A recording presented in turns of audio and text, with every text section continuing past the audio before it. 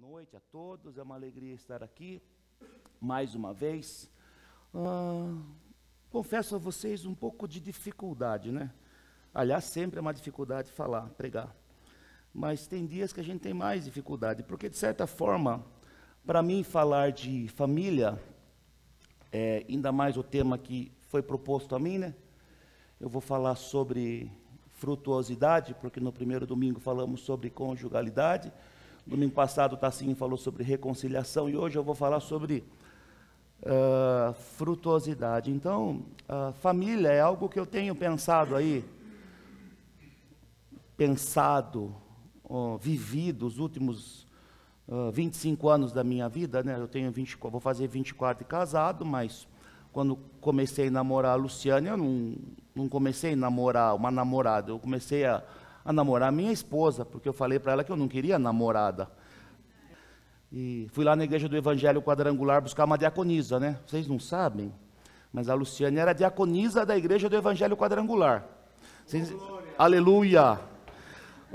E vocês imaginem que como foi de Deus mesmo, né? Como diz os nossos irmãos assembleanos. Ela estava com aquele uniforme lindo da Assembleia de Deus, da Quadrangular Diaconisa, vocês lembram? Saiona preta, camisa branca, cabelo preso, um negócio assim charmosíssimo. E eu fui lá, estava um sábado estudando lá na Dom Pedro II, no centro, no escritório de um amigo nosso, Fenômenos dos Transportes, Pascal. Daí, de repente, lá para as 4 da tarde, eu falei assim, não dá, estou com vontade de ver aquela moça. Daí, como eu sou presbiteriano com um pezinho na igreja pentecostal, falou, Deus está falando comigo. Peguei a minha Brasília branca, porque não era um cavalo branco, o príncipe era uma Brasília branca, passei em casa, tomei banho, me produzi, fui lá na igreja do Evangelho Quadrangular de Brasília branca e olha o resultado aí, dando risada até hoje, olha só. Mas então, tenho vivido família os últimos 25 anos da minha vida, né? E sobre frutos também, quando eu era jovem, o Senhor me chamou, adolescente, né? Me chamou da igreja católica e eu fui para a igreja presbiteriana adolescente e já senti o meu coração aquecido para servir o Senhor, né? Então, o Salmo 116, versículo 12, já queimava no meu coração no final da minha adolescência, né? Que darei eu ao Senhor por todos os seus benefícios para comigo. Então, nessa minha caminhada como discípulo, família e frutuosidade e dar frutos tem sido o que tem demandado muito tempo da minha vida. Claro que são sombras e são luzes, né? São sombras e são luzes, são alegrias e são tristezas, são vitórias e são derrotas, são decepções, né? São momentos tristes, né? E tem momentos alegres, mas é tudo isso. Então, mais ou menos era isso que eu queria falar para a gente começar. Um pouco autoral que eu quero falar, sei lá, do que eu tenho pensado todo esse tempo. Mas no primeiro domingo, o pastor Gustavo falou, abandone o modelo individualista competitivo, né? E abrace um projeto bíblico de caminhada lado a lado, e falou de conjugalidade, né? Do relacionamento homem e mulher, não a competição, a cooperação. E eu sempre falo aos casais que eu posso aconselhar, 2 fazem uma coisa boa e 2 fazem uma coisa ruim. 2 constroem algo legal e 2 constroem algo péssimo. Então, toda vez que um marido vem reclamar da esposa, eu falo assim, viu, meu amigo, vocês estão fazendo juntos algo legal, no caso, algo ruim. Sempre 2, sempre 2. Quem curte a série Star Wars são os Sith lá, né? O Darth Vader, sempre 2. Os Jedi tem bastante, mas é sempre 2. Tassinho falou domingo passado, rompa com os fantasmas do passado, né? E encontre-se com Deus no caminho da reconciliação. Quando o Tássio pregava, eu falava, como é difícil, né? Como é difícil. Aliás, quero dizer para vocês, eu estou precisando caminhar na direção da reconciliação, né? Meu irmão caçula brigou comigo e está buchudo, como diz lá na Bahia, né? Buchudo, está buchudo comigo, então eu preciso caminhar na direção da reconciliação, e não é fácil, não é fácil. Por isso que famílias são sombras e são luzes. Uma dica para a gente começar nosso bate-papo hoje, de um cara fera, Eugene Peterson. A família é um lugar muito útil, talvez o mais útil, para se aprender sobre a fé. A vida familiar é como um ambiente dotado da acústica mais refinada. Vamos entender? É o ambiente dotado da acústica mais refinada. Tudo o que acontece ali dá para ser ouvido perfeitamente. Tudo o que acontece dentro do lar dá para ser ouvido e entendido perfeitamente. As crianças em crescimento ouvem não apenas as palavras dos pais, ouvem também as intenções e atitudes por trás das palavras. Acima de tudo, aprendem o que os pais realmente admiram e desprezam. Então, como estamos falando de família, a família é esse lugar, o lar é esse lugar para o aprendizado da fé, para que a gente possa transmitir para os nossos filhos os valores. E digo para vocês, meus irmãos, que nunca, penso eu, os nossos filhos precisaram tanto de nós como agora. Falo como filho, né, do seu Sebastião e Dona Luzia. O trabalho que papai e mamãe tiveram comigo foi infinitamente menor do que o que eu tenho hoje. Era um mundo preto no branco. Era o mundo do certo e do errado. Era o mundo de entrar numa empresa e aposentar. Era um mundo que os pais nos corrigiam olhando. Era um tempo que a gente pensava para falar com o pastor da igreja. Era o reverendo, o presbítero. Eu me lembro, meus irmãos, primeira vez que o conselho da igreja de Barcelona me chamou.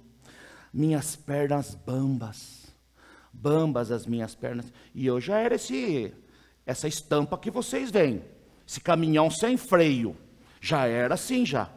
Mas mesmo assim, 18, 19 anos, 20 anos, me chamaram, minhas pernas bambas, porque o conselho não queria que na chácara que a mocidade ia organizar o retiro, as irmãs usassem roupa de banho. E me chamaram lá como presidente da mocidade, como líder de mocidade, para me dar as regras do retiro. Apesar que, olha que tempo bom, o conselho não fazia nada, pastor. Era a mocidade que organizava tudo. Mas ainda o conselho era o órgão de censura. Eu me recordo, irmãos, eu com as pernas bambas, entrei na sala do conselho, olhei para o pastor, para os irmãos presbíteros assim, com medo. Era esse tempo, esse era o tempo, bem diferente de hoje. Por isso que a nossa atenção, porque as nossas crianças aprendem o quê? As intenções e as nossas atitudes. Aprendem o que a gente admira, o que a gente despreza, o que a gente dá valor, o que a gente não dá valor. Por isso que a família é tão importante hoje. O pastor falava desse tempo tão difícil que estamos vivendo. Eu, como brasileiro, é vergonha o que eu sinto. Vergonha. Sou envergonhado todo dia. Todo dia. Tenho que ouvir que todo brasileiro é corrupto. Eu tenho vontade de gritar, eu não sou. Todo brasileiro é corrupto. Todo brasileiro é corrupto. Brasília representa o povo. Eu fico quieto, né? Fico envergonhado. Envergonhado. Então, mais do que nunca, as nossas famílias, que são a base da nossa sociedade, a base, tem que ser uma referência para o nosso país. E principalmente nós, que somos os do caminho, né? Então, uma dica para nós. Dois textos, meus irmãos, para a gente. Esse texto aqui está no meu convite de casamento, por isso que eu falei para vocês que tenho carregado ele no meu coração todos esses anos. Foi a palavra que Deus colocou no coração da Luciane quando fomos nos casar. Não era só a cor do cabelo que define o texto do convite, o tipo do convite, tudo. Mas vamos lá, fecha aspas. A sua posteridade será conhecida entre as nações. Lembrando, meus irmãos, que esse contexto é quando Isaías está profetizando acerca de Jesus Cristo. O Espírito do Senhor, Deus, está sobre mim, e ele começa falando das virtudes, daquilo que o Senhor faria. Então, a sua descendência será conhecida entre as nações, os seus descendentes no meio dos povos, todos quantos virem os reconhecerão como, vamos ler junto? Família bendita do Senhor. Como discípulos, nós temos que ser reconhecidos como família bendita do Senhor. E para que isso possa se tornar uma realidade, João 15:5, ouvi essa mensagem do pastor Ricardo Barbosa no congresso da CEPAL. O pastor pregou sobre esse texto foi queimando meu coração, e separei esse versículo para a gente hoje. Eu sou a videira, vós os ramos. Quem permanece em mim e eu nele, esse dá muito fruto. Vamos ler o finalzinho juntos? Porque sem mim nada podeis fazer. Nós somos família bendita do Senhor. E sem mim nada podeis fazer. O que nós podemos aprender? Vamos orar mais uma vez? Ó Senhor, em nome de Jesus, olha para nós, Senhor. Olha para nós enquanto nação, enquanto povo, enquanto país, Senhor. Tem misericórdia de nós, Senhor. Eu oro, Pai, em nome de Jesus, que Tu nos deis força, Pai, para como igreja nesse país, nos levantarmos como voz profética contra toda esta corrupção que nos envergonha, Deus. Por isso nós te pedimos, Senhor, em nome de Jesus, que Tu fortaleças as nossas famílias, que Tu abençoes os nossos filhos, Senhor, para que nós como pais possamos entregar para esta nação homens e mulheres cheias do Teu Santo Espírito, Senhor, para serem bênção, Senhor, na igreja, na sociedade, no mundo, Senhor. Ó Deus, em nome de Jesus, mas tudo isso acontece em nossos lares, em nossas casas, Senhor, quando verdadeiramente vivemos os Teus princípios como pais. Fala ao nosso coração, Senhor, um tema tão agudo para a nossa vida, tão importante. Eu oro em nome de Jesus. Amém.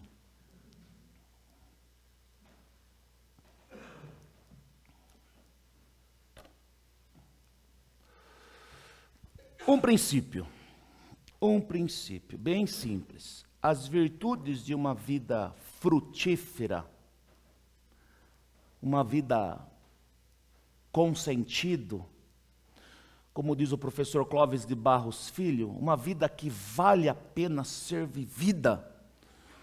Essas virtudes são aprendidas e desenvolvidas em lares cujas famílias estão fundamentadas no quê? No Evangelho. No Evangelho. Então, as virtudes de uma vida frutífera são aprendidas e desenvolvidas em lares cujas famílias estão fundamentadas no Evangelho. E o que o Senhor Jesus fala ao nosso coração? Eu sou a videira, disse o Senhor Jesus, eu sou a videira, e vós os ramos. Quem permanece em mim e eu nele, esse dá muito fruto. Quem permanece em mim e eu nele, esse dá muito fruto, porque sem mim nada podeis fazer. Como, meus irmãos, nós podemos construir, como nós podemos educar, como nós podemos influenciar, como os nossos lares podem ser um canal de bênção, influenciadores de uma sociedade, como? Se nós permanecermos no Senhor Jesus, porque dele procedem todas as coisas. Por isso, o fundamento da nossa fé é o Evangelho. Os nossos filhos têm que aprender o Evangelho do reino de Deus, aonde? Em nossos lares. Em nossos lares. E depois um papel complementar na igreja. Um papel como? Complementar. Mas o Evangelho, eles têm que aprender aonde? Em nossos lares. O fundamento da nossa fé é o Evangelho. A nossa resposta a esse Evangelho é a resposta do apóstolo Paulo. Em Romanos 1, 16, 17. Porque não me envergonho do Evangelho de Cristo, pois é o poder de Deus para a salvação de todo aquele que crê. Não me envergonho do Evangelho de Cristo. Sebastião, século 21, velho, tudo mudou. Você está ensinando seus filhos a moda antiga? Tô. Dona Luciane fala dia após dia para as meninas, a moral e os bons costumes não mudaram. Eu não me envergonho do Evangelho de Cristo, porque nele se descobre a justiça de Deus de fé em fé, como está escrito, o justo viverá pela fé. Então, meus irmãos, o nosso fundamento, o fundamento da nossa fé, o fundamento da nossa vida é o quê? O Evangelho. O Evangelho. E às vezes um alerta, hoje tem vários. Nós, enquanto igreja, investindo, perdendo tempo em atividades, em coisas que não são o Evangelho. Gastando tempo com coisas marginais. A nossa vida, a nossa fé, o nosso ensino tem que ser fundamentado no quê? No Evangelho. No Evangelho. Então separei, pensando em frutos, pensando em família, 3 coisas que o Evangelho fundamenta, nos ajuda a fundamentar a nossa vida. Missão. O pastor trouxe um sermão tão rico para nós, na última série, penúltima, não sei. Somos filhos e filhas amadas pelo Senhor. Sim, somos filhos e filhas amadas do Senhor, mas filhos e filhas amadas pelo Senhor que tem uma missão. Mas fomos chamados para sermos o quê? Sal da terra e luz do mundo. Nós transmitimos aos nossos filhos o nosso carregamento, o nosso DNA genético, sim. Mas nós temos que transmitir aos nossos filhos esse DNA espiritual, esse DNA moral, esse DNA de fé. Nossos filhos nascem para serem o quê? Sal da terra e luz do mundo. Nós temos que ter essa percepção de missão. Parece que hoje nascemos para muitas outras coisas, mas como discípulos nós nascemos com missão. A missão está no nosso DNA como discípulos. Sermos o sal da terra e sermos a luz do mundo. Sal da terra e luz do mundo. E como hoje a igreja, os filhos de Deus precisam ser o quê? Sal desta terra. Como nós estamos precisando. Então, um fundamento, meus irmãos, nascemos com uma missão.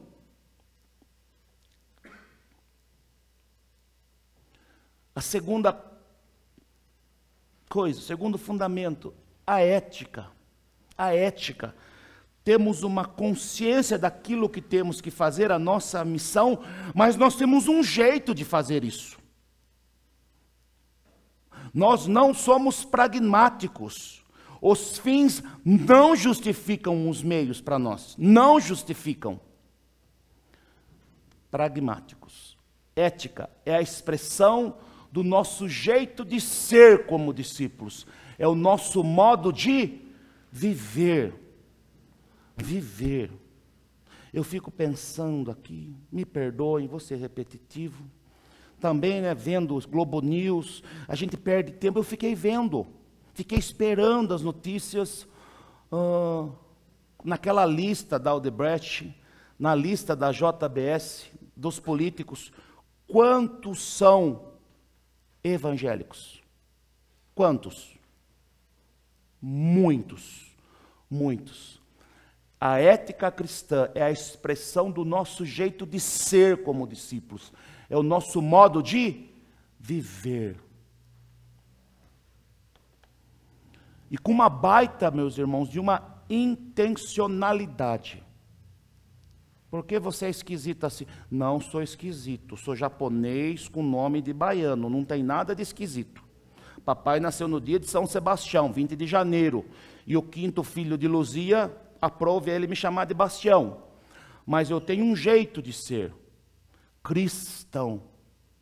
Cristão.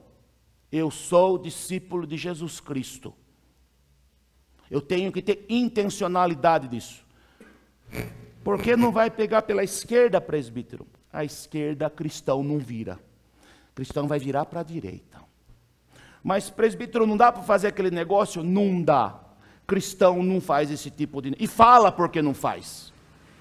Fala porque não aceita. Fala porque não quer. Porque é um modo de viver. Porque revela, meus irmãos, nossos valores.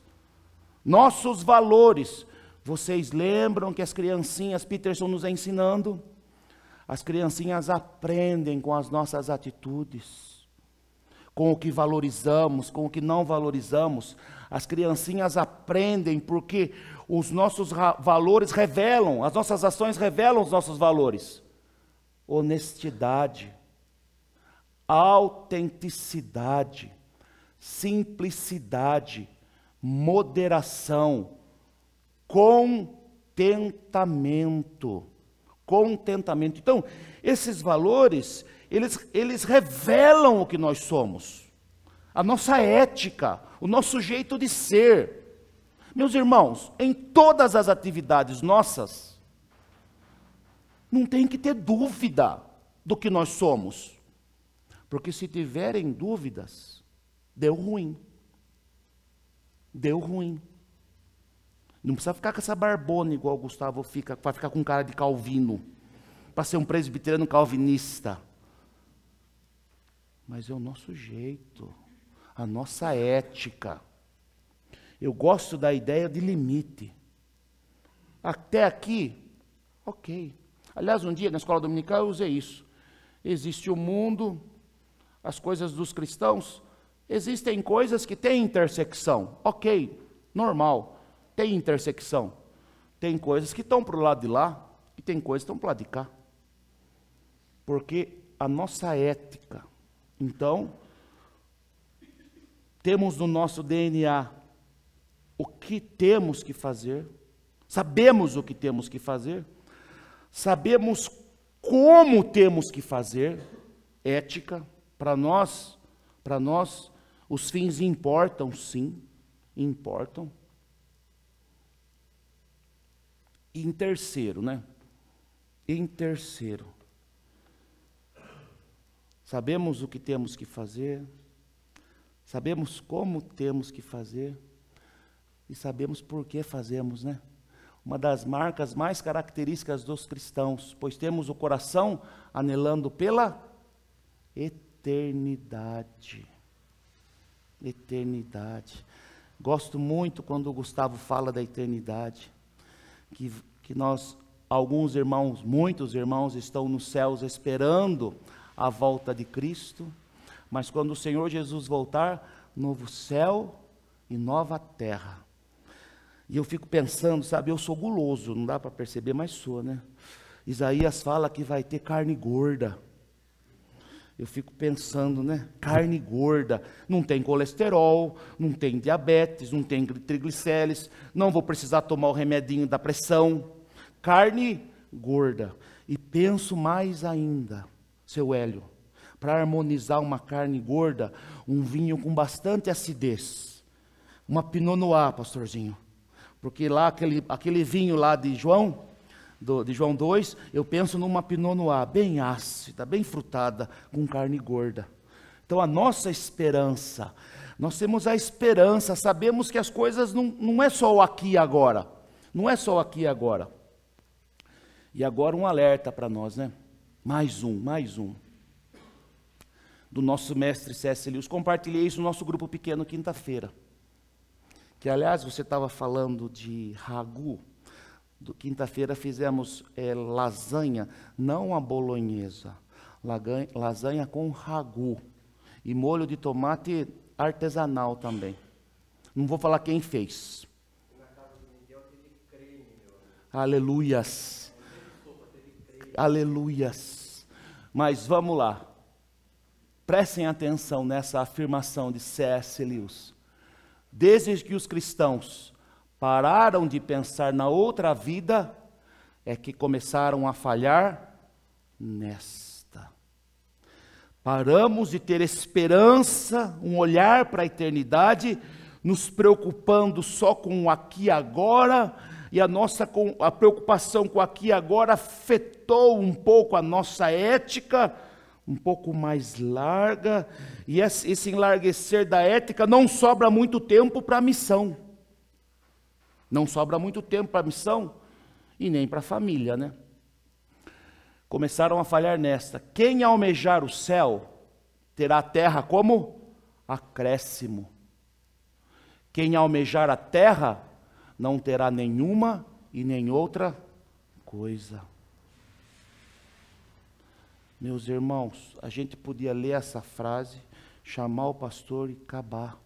Estava bom para nós hoje. Desde que os cristãos pararam de pensar na outra vida, é que começaram a falhar nesta. A eternidade nos afeta no aqui e no agora. Posso falar? Eu fico pensando naquele irmão nosso, que era presidente da Câmara dos Deputados, nosso irmão da Igreja Assembleia de Deus, amo os irmãos da Assembleia. Será que se ele tivesse esta consciência da eternidade, ele ia fazer todas as marvadezas que ele fez? Tudo as marvadezas? Tem gente que fala assim, existe um Deus, Deus é um Deus ruim, um Deus mau, Deus manda pessoas para o inferno. Precisa mandar um caboclo desse para o inferno? Ele já está de trem-bala indo. Sabe o caminho de cor e salteado. Não precisa ninguém mostrar o caminho não. Sabe de olho fechado. Então, 3 pilarezinhos. Missão, ética e esperança. Nós precisamos de esperança. Nós precisamos da esperança. Uma perguntinha.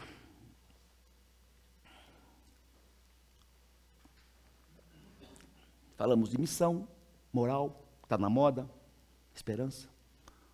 Onde está o nosso coração? Onde está o seu coraçãozinho, meu irmão, minha irmã? Onde está? Onde está?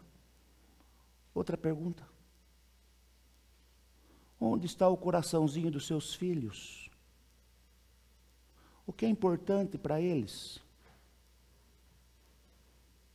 O que é importante?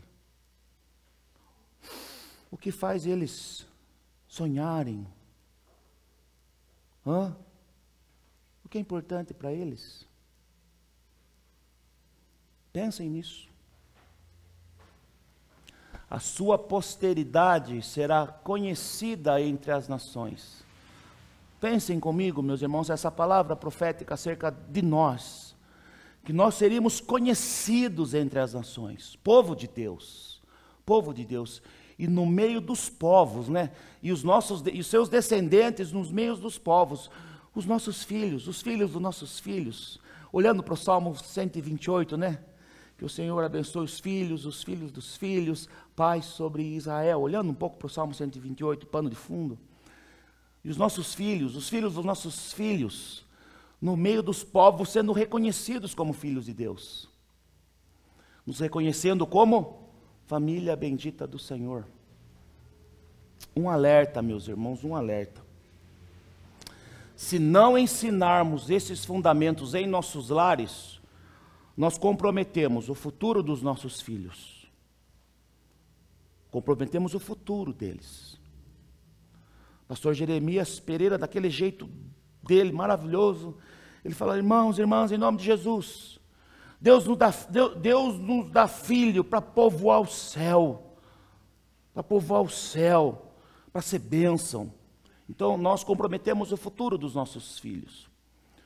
Quanto sofrimento uma pessoa sem Jesus Cristo experimenta nessa vida. Quanto sofrimento. O futuro da igreja. Sim, sim. Tenho pensado, tenho orado, tenho pedido a Deus, tenho conversado muito com o nosso pastor. Irmãos, estou ficando velho. Apesar do cabelo preto, eu quero, em nome de Jesus, como presbítero, mandar meninos para o seminário, para serem pastores da nossa igreja. Eu quero ter alegria de mandar meninos para o seminário. Eu quero ter alegria de mandar meninos e meninas para o campo missionário. Eu quero. Nós orarmos aqui, eu fico imaginando a gente orando pelos jovens e eles indo pregar o evangelho no mundo. No mundo. Eu oro, sabe, irmãos, para que eu já, como estou falando, um dia falar assim: olha que bom, já combati o bom combate e os meninos são presbíteros na igreja. Eu oro por isso e desejo isso.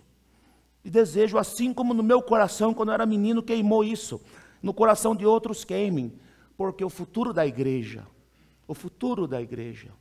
nós mandando meninos para o seminário, meninas e meninas para o campo missionário, né?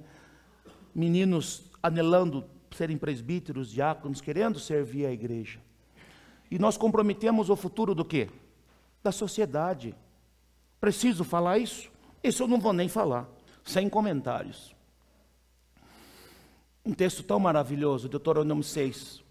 Ouve, Israel, o Senhor nosso Deus é o único Senhor. Amarás o Senhor teu Deus de todo o teu coração, de toda a tua alma e de toda a tua força. Essas palavras que hoje te ordeno estarão no teu coração como pais. Tu as inculcarás a teus filhos. Sabe que é inculcar, meus irmãos? É imprimir na alma dos nossos filhos. Imprimir na alma dos nossos filhos. E delas falarás assentado em tua casa e andando pelo caminho, e ao deitar-te, ao levantar-te, também as atarás como sinal na tua mão, e terás por frontal entre os teus olhos, e as escreverás nos umbrais de tua casa e nas tuas portas. Olha aqui, ó. Nós temos que fazer isso, meus irmãos, inculcar o evangelho da graça no coração dos nossos filhos, imprimir na alma deles, essa é a nossa tarefa. Agora eu pergunto, quais são as virtudes que são valorizadas hoje? Inteligência, força, beleza. Isso é comprovado, meus irmãos. Eu fiz MBA na GV, cansei de ver estatística. Gente bonita ganha mais que gente feia. Gente bonita ganha mais que gente feia, ponto. Esperteza, porque afinal de contas o mundo é de quem? O mundo é de quem? Dos espertos. Eu, quando era menino, aprendi isso. Se chegasse em casa rasgado e tivesse batido, tinha problema? Tinha problema? Não, se apanhou, apanhava 2 vezes. Porque afinal de contas tinha que ser o quê? Esperto. Corria dos grandes e batia nos fracos, essa era a ideia. Claro. Quais os frutos que buscamos? Será que a gente pode cantar?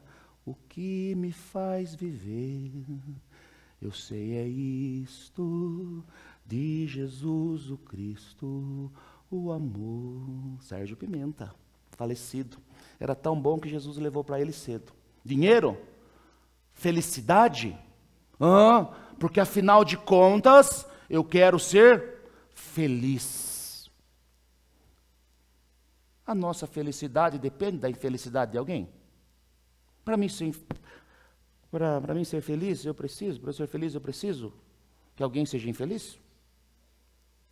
Opa! Saúde. E não queremos ninguém, como? Nos incomodando, queremos paz. E também, né? Facebook está aí para quê? Para que Facebook está aí? Para a gente mostrar para quem a gente não gosta, aquilo que para a gente comprar aquilo que a gente não pode, com o dinheiro que a gente não tem, para a gente mostrar para aqueles que a gente não gosta. Status. Quais são as virtudes que devemos valorizar? Devemos. O valor da família. Relacionamentos o quê? Saudáveis. Você acha que uma menina vai querer casar se a mãe fala que o casamento é uma desgraça? Você acha que vai querer casar? O menino vai querer casar sendo que é ruim? O casamento tem que ser uma coisa o quê? Boa. Boa. Então, o valor, e temos que passar isso para os nossos filhos, a importância da família, como é bom estar casado. Aqui, para vocês aqui, entre irmãos, tirando a Fernanda que está mais novinho, papai e mamãe não tinham carinho, eu nunca vi papai e mamãe com carinho, era um outro mundo. Mas hoje, meus irmãos, hoje, eu demonstro carinho para minha esposa, para as minhas filhas verem, beijinho, abraço, porque tem que saber que é bom relacionamento entre homem e mulher. A gente tem que ensinar nossos filhos a serem homens e nossas filhas a serem meninas. E saber que o relacionamento homem e mulher é como? É bom. Então tem que rolar um beijinho agora. Infelizmente, felizmente, não sei. Virtudes, cuidado com o próximo. Não quero falar amor ao próximo, está muito gasto. Quero falar cuidado. Os nossos filhos têm visto em nós investimento de tempo na direção do cuidado do próximo. Isso é um valor para a gente. Cuidar do próximo é um valor para a gente. É uma virtude. Amor pela igreja e por compartilhar o evangelho. É uma virtude para a gente. Amor pela igreja, o amor por compartilhar o evangelho. Sabe, os nossos filhos não têm que ficar ouvindo as nossas impressões sobre a igreja. As nossas impressões, não precisa. No tempo certo, quando eles forem maiorzinhos, a gente discute, mas eu via muito isso, sabe? Aquele dentro do lar, uma visão negativa da igreja. Não, a igreja é uma bênção, com problemas, com sombras, mas uma bênção. E a virtude do quê? Compartilhar o evangelho. O pastorzinho falou, responsabilidade social. Isso é uma virtude que nós devemos valorizar. Quais os frutos que devemos desejar? Casamentos saudáveis. É bom estar casado. É bom estar casado. Filhos cristãos? Filhos o quê? Cristãos responsáveis. Vocês sabiam que a igreja presbiteriana cresce menos do que a taxa de natalidade? Traduzindo, os filhos dos crentes saem da igreja.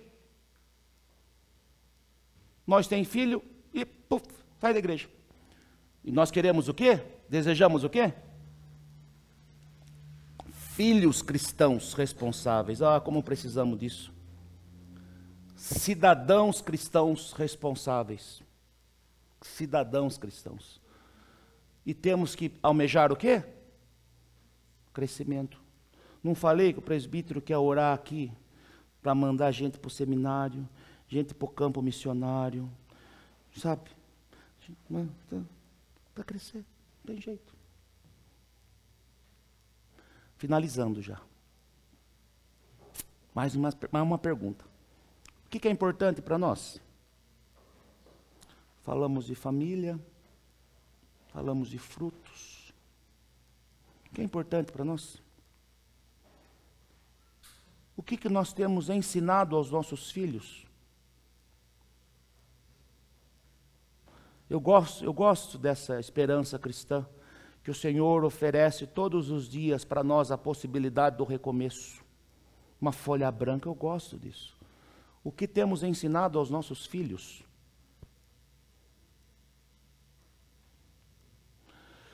Um princípio de sabedoria para a gente.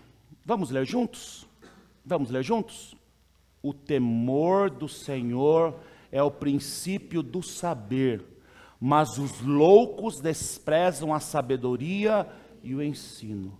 Filho meu, ouve o ensino de teu pai e não deixes a instrução da tua mãe. Que Deus nos abençoe em nome de Jesus.